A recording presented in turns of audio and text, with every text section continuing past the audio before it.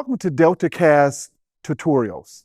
Today I'm going to be applying a patella tendon bearing cast, or the nickname PTB.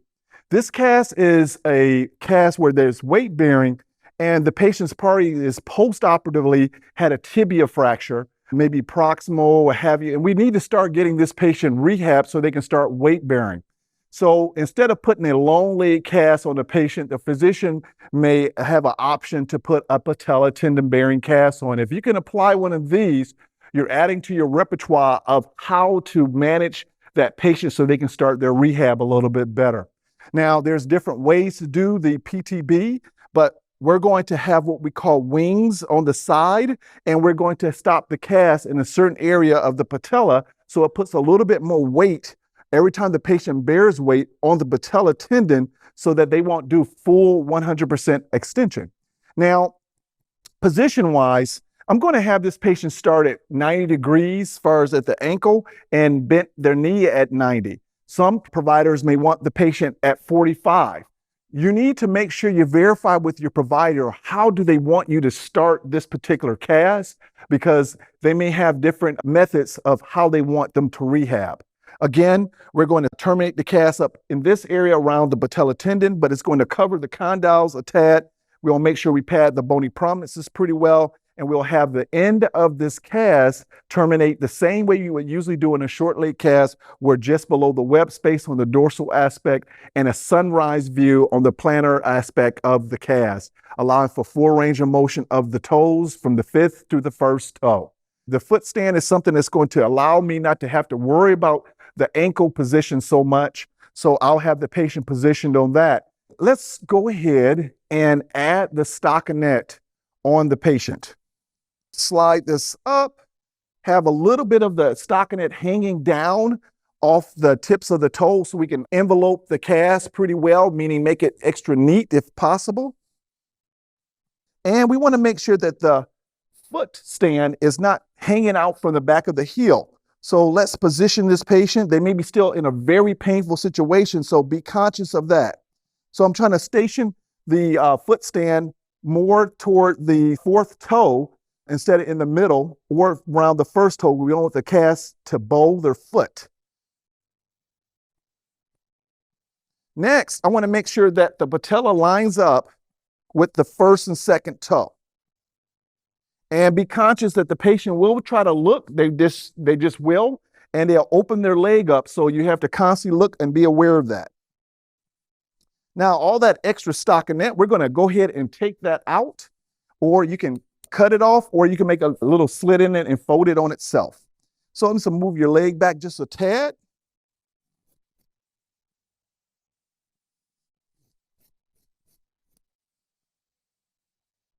Got that taken care of. Now let's add our padding.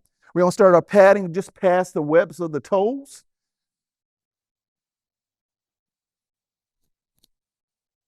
So I'll go ahead and start adding that. And this is a key thing. Make sure you have enough room so you can pass through with your padding or your cast tape.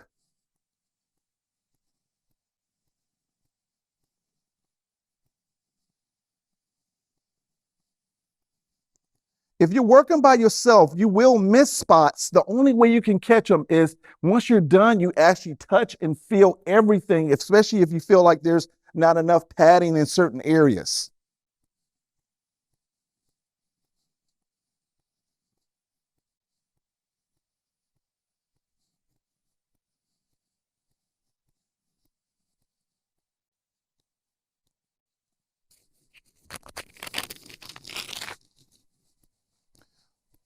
So let's go ahead and finish this portion up.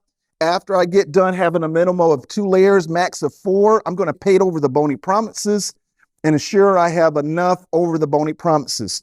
We already know that we're going to go a little bit higher, so we're going to go all the way past the knee. Do not worry about all these wrinkles there, because that's the portion we're going to cut out. Can you hold that for me? There you go. There we go.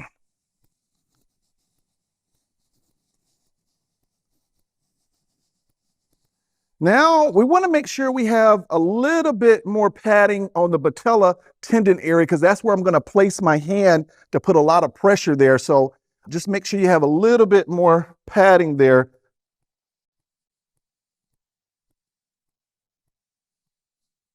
All right, so before we put our cast tape on, we're going to just show where we're going to be cutting. Here's the patella here, so palpate around that area, and this is the patella. So then we need to find the center of the patella, and then halfway between there, that is where we're going to have a little smiley face cut. Now, we're going to flare these wings out past the condyles here. So we'll go all the way to that point.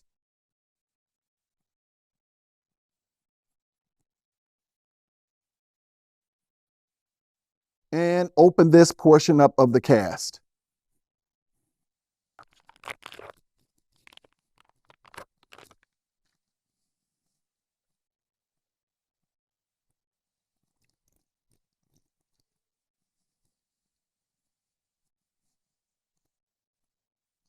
I'm putting the cast tape a little bit further than where it needs to go because I'm going to cut that area out.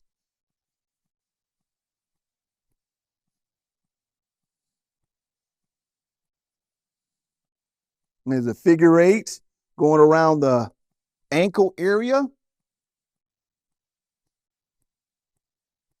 And I'm keeping the cast tape close to the extremity so that I won't pull it too much, but at the same time, we have enough pull that it contours to the patient's extremity.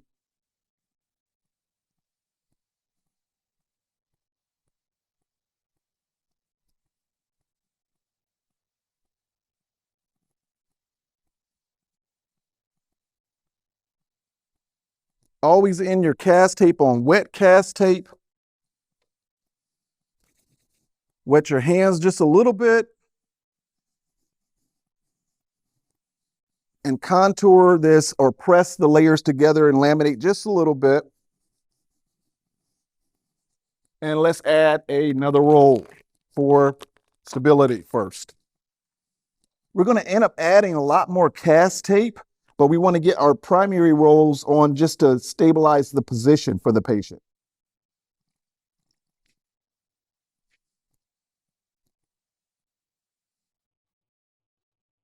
You notice I'm keeping my foot on the cast stand because if it wobbles, it's going to still throw off the patient because they really can't ever get used to the foot stand.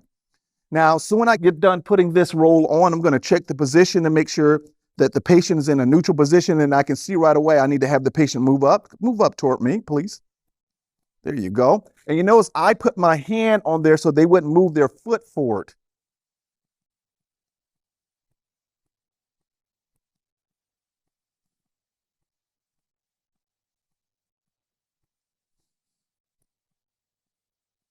So I'll cut this off, and we're going to concentrate on the bottom portion of the cast just for a little second here till it sets, and then we'll move the patient in position so that we can finish this cast.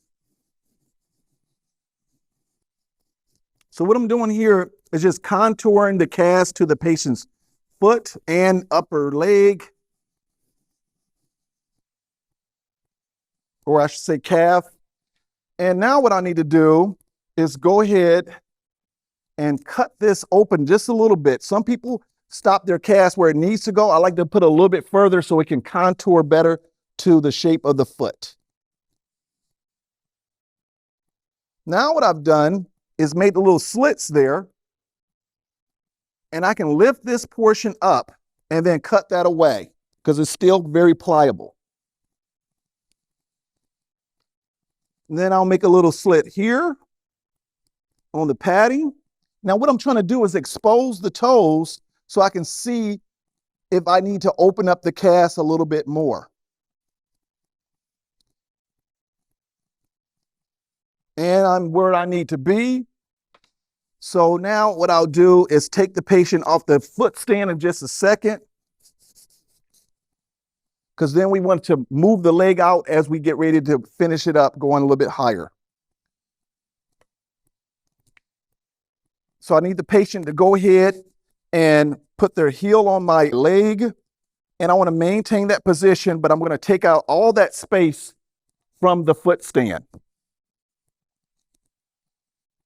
That's the negative side of using a foot stand. If you don't have an assistant, you have to take it out at a certain time so you can take away all that space that it was in there. But you maintain your position a lot easier if you're by yourself. Because if a patient can't hold their position, then you're going to have a lot of problems where you have to do a lot of redos. So now it's set enough, and I wanted to make sure that the foot is not angled inversion or eversion. So now I'll just cut away all the extra,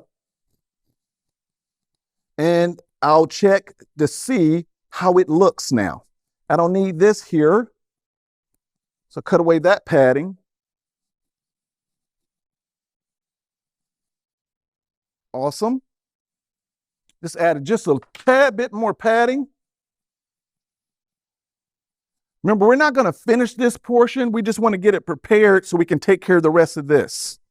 So I'll fold this, get a little bit more extra padding there,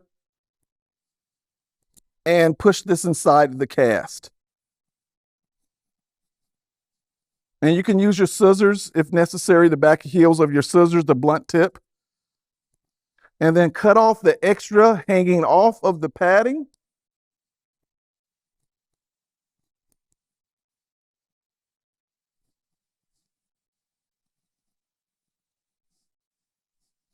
Now I'm going to cut a little bit more extra of this off.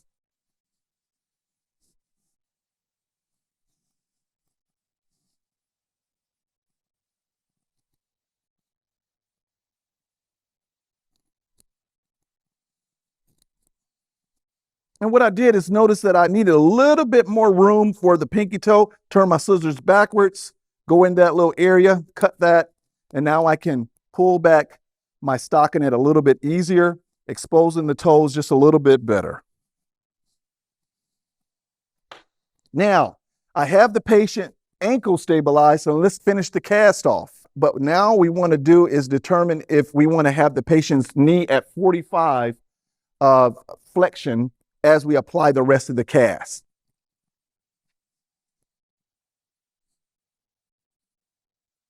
So I'll start a little bit below where I finished so I can make sure that the cast tape laminates well.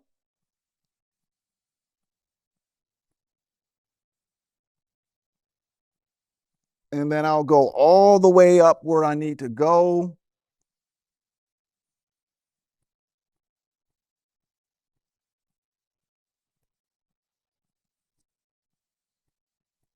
Now I'm doing a fan fold. You can't see it on this side, but you'll see it in just a second. And all I'm doing is adding more cast tape where my molds need to be. So what I did is added about 3 to 4 layers on that side just to make sure it's strong as I put my molds in that area.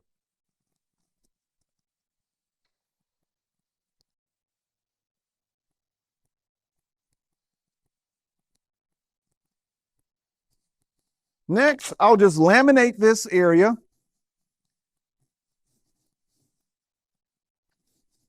I'm going to cut out this area here, so I'm not worried about that. Now I'll just do my mold. This is kind of firm and make it be a little bit uncomfortable for the patient. So then I'll remember the circle that I was doing. I'm going to put a little bit of mold there. And you notice what I'm doing. I'm pushing this way with the back of my right hand, and I'm pushing on the patella tendon.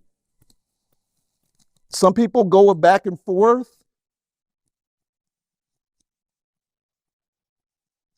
Take this away from you.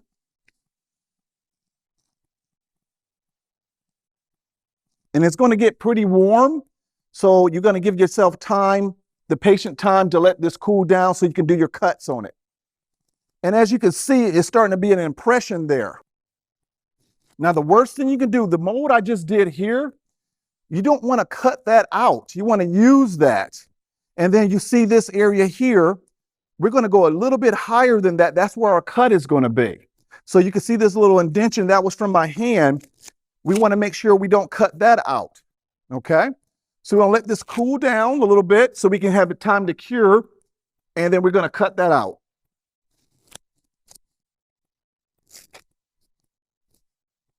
All right, so now we did our molds. We don't want to cut all those molds out, so you got to know where you need to cut.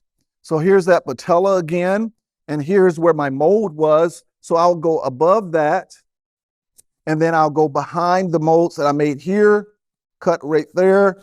And what happens is now I have all this popliteal space that's going to be open so they can flex their knee. All right, so now we made our cuts. So now it's time to reveal what the patient's going to be stuck with, and that's a good thing.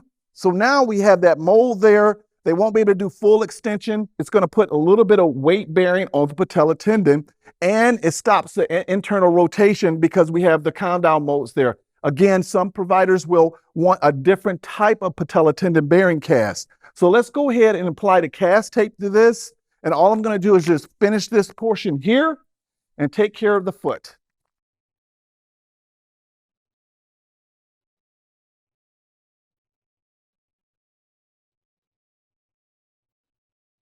All right, so now I want you to notice me finishing up the cast. This is that point where all we're doing is we pull that down taut there. Make sure we're not going too high in the popliteal space. Some people have more elaborate ways to cover up this area. That is your preference. But if you want to get this done, just go ahead and cover and secure the stockinette down really well.